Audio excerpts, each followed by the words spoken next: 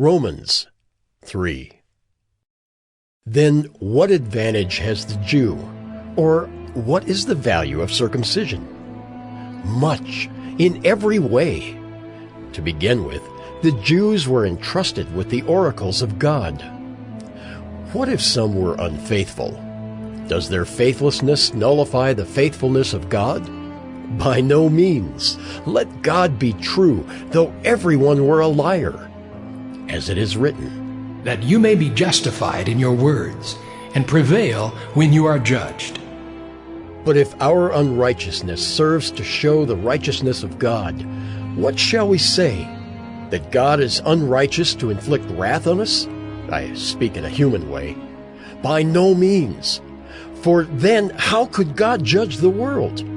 But if through my lie God's truth abounds to his glory, why am I still being condemned as a sinner? And why not do evil that good may come, as some people slanderously charge us with saying? Their condemnation is just.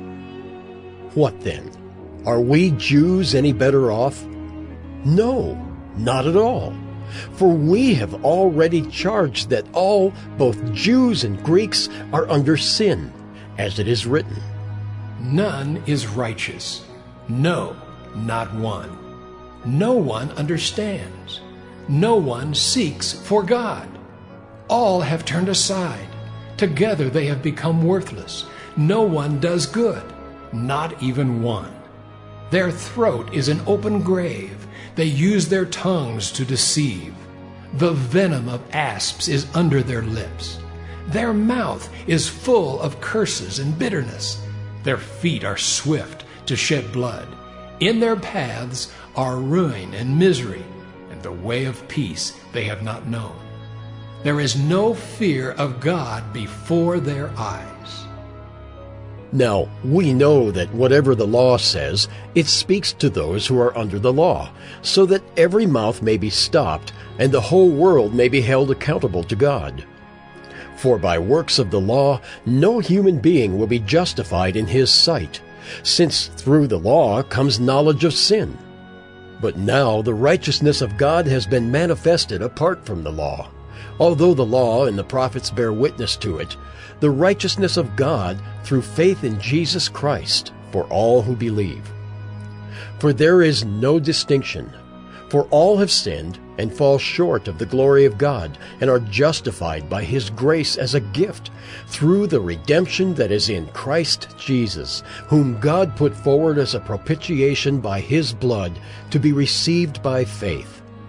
This was to show God's righteousness, because in his divine forbearance he had passed over former sins.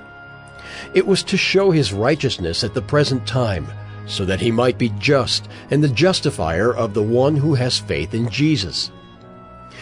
Then what becomes of our boasting? It is excluded. By what kind of law? By a law of works? No, but by the law of faith. For we hold that one is justified by faith apart from works of the law.